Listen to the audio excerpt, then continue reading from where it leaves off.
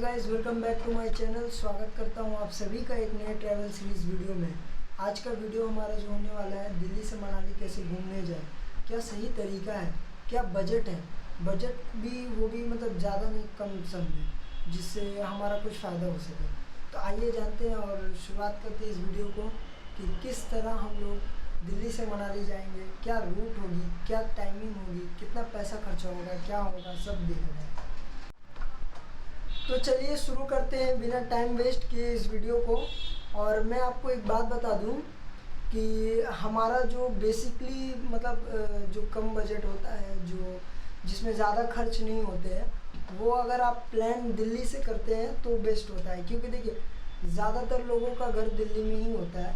तो अगर आप दिल्ली से जाते हो तो आपका कम बजट हो जाता है। लेकिन अगर आप अमृतसर हुआ या वेस्ट बंगाल से हुए, या आप मतलब बिहार से हैं या पंजाब से हैं या किसी भी मतलब स्टेट से हैं, तो उसका अलग आएगा। लेकिन मैं आपको जो वीडियो के अकॉर्डिंग बताऊंगा वो दिल्ली के अकॉर्डिंग बताऊंगा कि दिल्ली से हमारा जो मनाली तक है, मनाली में जाना, मनाली कैसे पहुँचे हैं, मनाली में क्या किए हैं, कितना घूमना है, क्या करना है, क्या खाना है, कैसे क्या, वो सब मैं बताऊँगा। लेकिन दिल्ली से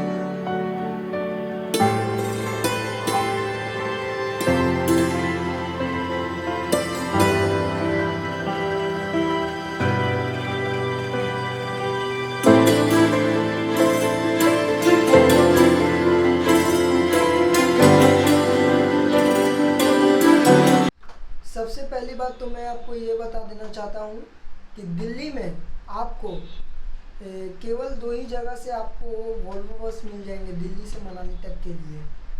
और उन दोनों को मतलब मेट्रो से कनेक्टेड है वो लोग, वो दोनों स्टेशन भी और वो जगह भी।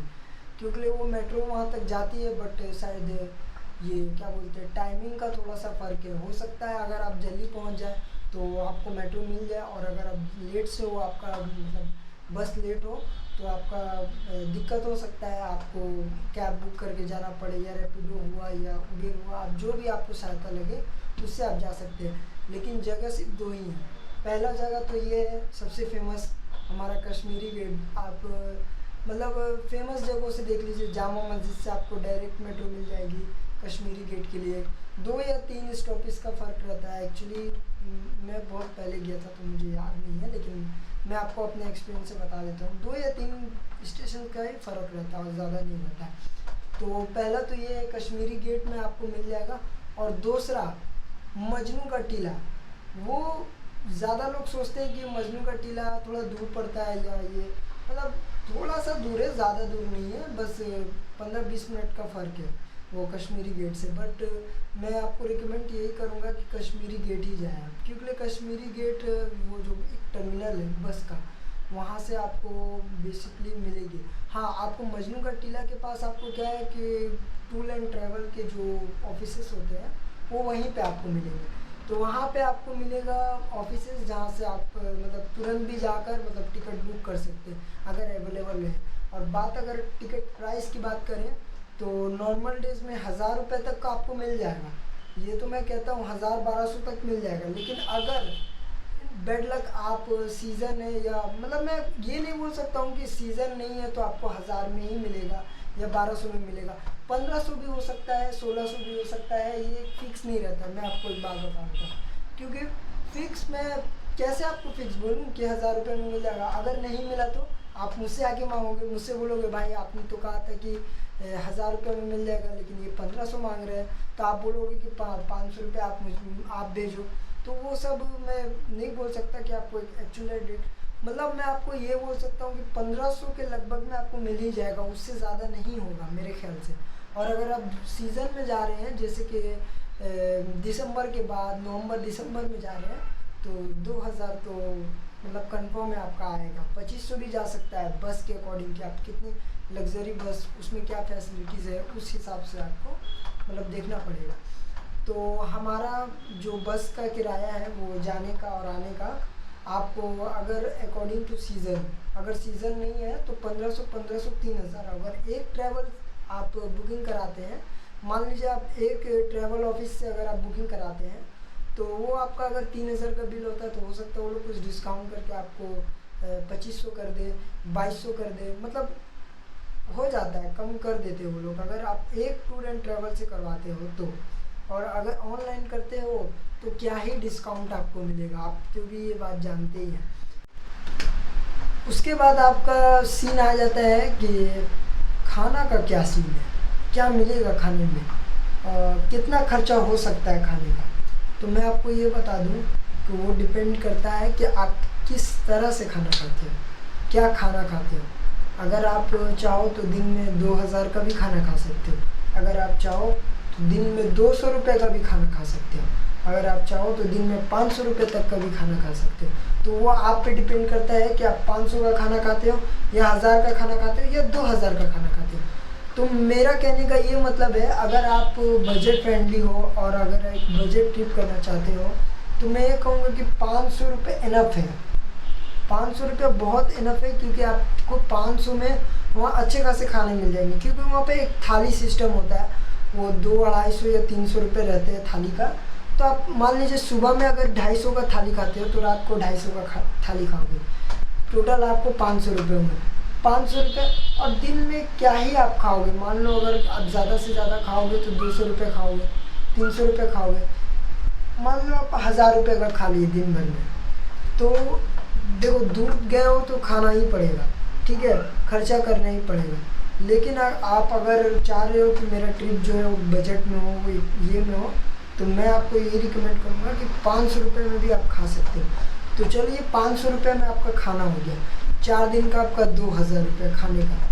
तो आप उस 2000 रुपये का खाने का एक्स्ट्रा आप कुछ दे दो, कि आप सोचो कि मुझे 2000 में नहीं, ये 4000 में खा लिया मैंने, 4000 में आपने खाना खा लिया, ठीक है, 7000 वहाँ पर आपका, और यहाँ पे 4000, ये 11000, 7 और 4 11000 आपका हो गया।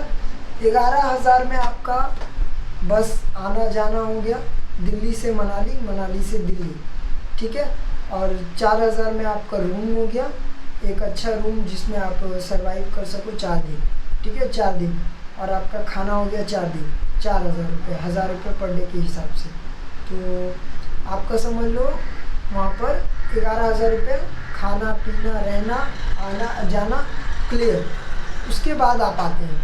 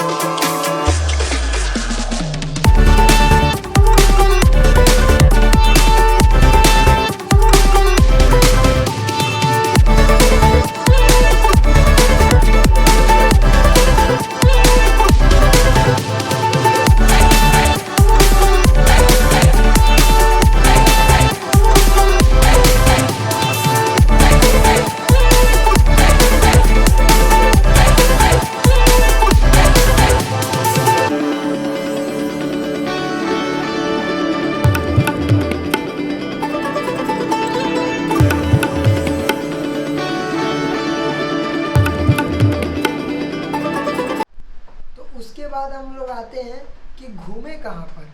मनाली तो इतनी बड़ी जगह है, वहाँ इतने सारे चीज़ें हैं, तो हमें कहाँ जाना चाहिए, कहाँ नहीं जाना चाहिए, किस तरह जाना चाहिए। और जाने का भी मतलब ये है कि जगह तो बहुत सारा है, तो लेकिन आपको ये नहीं करना है कि पहले दिन गए और सारी जगह घूम लिए थोड़ा थोड़ा करके, नहीं। आपके पास 4 दिन है, तो आप एक दिन में 3 चीज़ें कवर करो, 3 प्लेसेस को कवर करो। 3 प्लेसेस को कवर करोगे तो आप आराम से घूम भी सकोगे, कुछ नॉलेज भी ले पाओगे वहाँ पर और घूम कर उसको एक्सप्लोर भी कर पाओगे। तो एक दिन में 3 चीज़ अगर कवर करोगे तो 2 दिन में आपका 6, 3 दिन में 9, 4 दिन में 12, मतलब 12 प्लेसेस को आप कवर कर सकते हो। मैं एग्जैक्टली नहीं बोल सकता कि वहाँ 12 ही प्लेसेस है, उससे भी ज़्यादा हो सकते हैं, उससे कम भी हो सकते हैं, लेकिन मेरे ख्याल से है तो उससे ज़्यादा ही। इतना बड़ा शहर है तो जाहिर सी बात है जगह तो हो गई। तो बारे में मैं आपको बता देता हूँ। अटल टनल पहला नाम है। दूसरा नाम आपको मैं ये बता रहा हूँ, ये सोलांग वैली हुआ, वहाँ भी आप घूम सकते हो। और मेरा मोस्ट फेवरेट प्लेस जहाँ जब मैं मनाली गया था तो वो मनाली जाने के बाद भी उस जगह पे मैं नहीं गया, क्योंकि वो एक्चुअली वो बंद भी नहीं था। वो स्नोफॉल के टाइम बंद हो जाता है, मतलब समझ लीजिए नवंबर दिसंबर में वो बंद हो जाता है। लेकिन वो जब मैं गया था तो वो खुला ही था। वो नवंबर दिसंबर का महीना नहीं था, क्योंकि मैं उससे पहले ही गया था। तो वो जब खुला हुआ था फिर भी मैं वहाँ नहीं गया, क्योंकि मतलब जिसको आप सबसे ज़्यादा मान रहे हो अगर उसके पास आप चले जाओगे तो उसका एक मज़ा ख़राब हो जाता है। तो उसको मतलब मैं चाहता हूँ कि मैं उसका कभी ना देखूँ।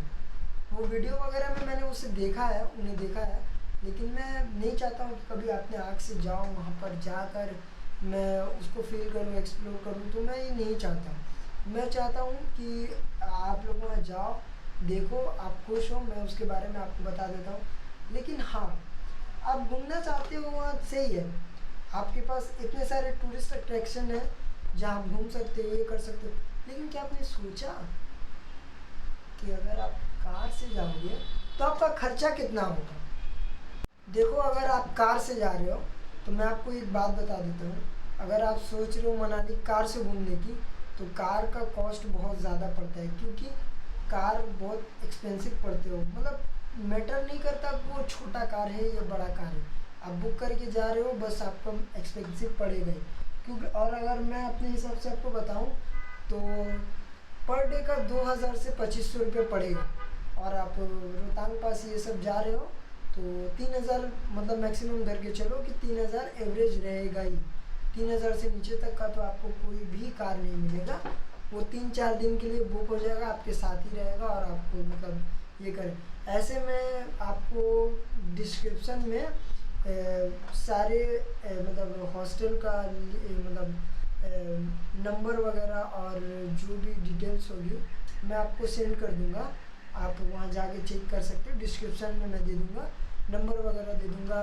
फिर आपको जो बसेस वगैरह में जो आप जाइएगा उसका भी नंबर दे दूंगा। कुछ ट्रेवल एजेंसीज है जो ये क्या बोलते हैं टूर पैकेज को प्लान करती है, तो उनसे आप बात कीजिए, मैं आपको नंबर दे दूंगा। वो लोग आपको कम खर्चा में करवा देंगे और आपका ज़्यादा पड़ेगा नहीं।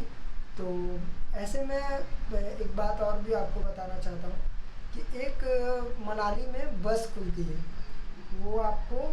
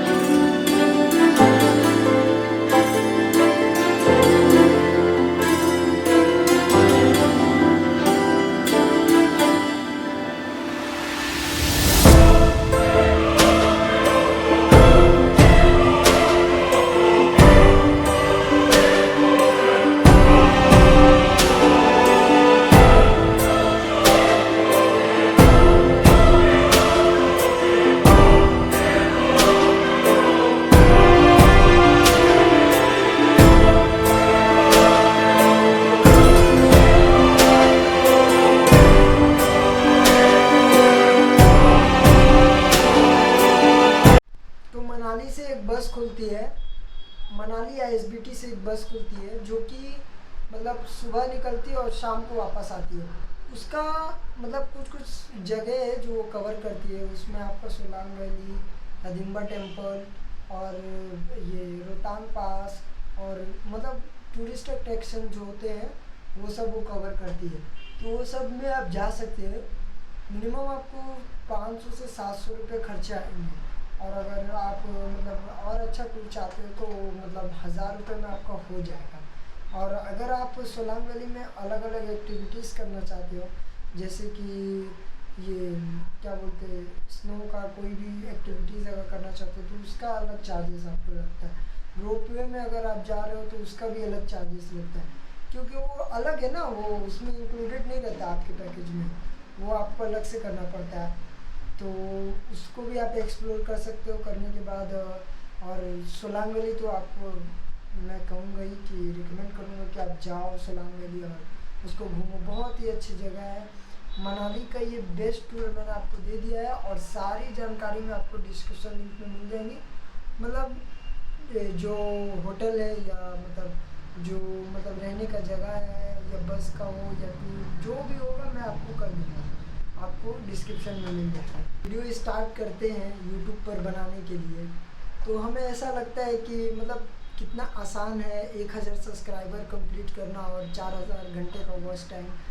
लेकिन आस्ते आस्ते जब बनाते बनाते वो समय बीतता है तो एक ऐसा वक्त आता है जिसमें लगता है कि नहीं, अब नहीं, अब मतलब अब मैं यूट्यूबर से गिव अप कर दूँगा, अब मुझसे नहीं हो पाएगा, क्योंकि मैं अंदर से अंदर हार मान चुका हूँ। अब मुझसे ये नहीं होगा, मैं कहाँ से करूँगा। लेकिन फिर भी हमें कोशिश तो करनी है। एक्चुअली मेरे साथ भी ऐसे ही हुआ था कि जब मैंने फर्स्ट टाइम यूट्यूब में आया तो ना मैं ब्लॉगिंग करना जानता था, ना ही कुछ अच्छा एडिटिंग आता था मुझे। और इनफैक्ट मैं ये भी अभी भी मतलब एक्सेप्ट करता हूँ कि मैं अभी भी एक बहुत अच्छा एडिटर नहीं हूँ।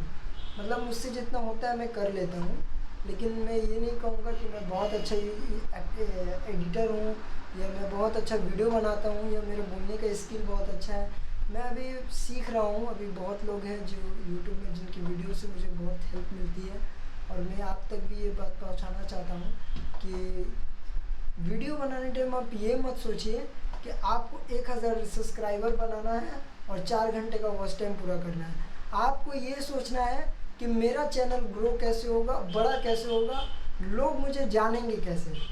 जब तक लोग नहीं पहचानेंगे तब तक मेरा 1000 सब्सक्राइबर और 4000 घंटे का वॉच टाइम लेकर मैं क्या करूँगा, मुझे क्या हो जाएगा, कुछ नहीं होने वाला है। वैसे आप ग्रो अगर करना चाहते हैं तो प्लीज़ मैं अभी भी आपको बोलता हूँ कि आप यूट्यूब से पीछे हट जाइए। अगर आप यूट्यूब में वीडियो बनाते हैं तो ये ठान लीजिए कि आपको यूट्यूब में वीडियो बनाना है, लेकिन 1000 सब्सक्राइबर और 4000 वॉच टाइम के लिए नहीं, बल्कि आपको अपने चैनल को बहुत बड़ा नाम करना है, जिससे आप अपना तो फ़ायदा करें और साथ ही साथ अपने दोस्तों और अपने घर फैमिलियों का भी कुछ काम आ सके।